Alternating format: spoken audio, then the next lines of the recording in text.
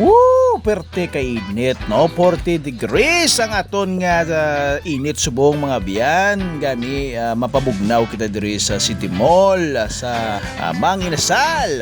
Wow! Halos tanan nga tao nagapabugnaw, oh. Baw si Tia yo matapos ng iyang tao, no? So number 9 ang aton numero, no? Kadugay gisang number, duwa na lang. Lapit na lang kag makakao naman ta sa aton yang halo-halo. Sana all. Alright, number 9 ang mga biyan mo kanamit sang ice cream. Wala mabugnaw ta. Namiay ko ni sang ice cream. Sa ice cream ang halo-halo sang Manginasal.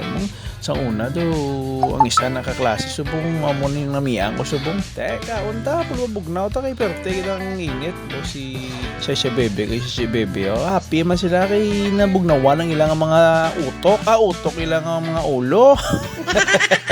O parisan sang fries nga daw puno sang flavoring, oh. Daw mas lamukan ka sang flavor sini sang sour cream kag barbecue.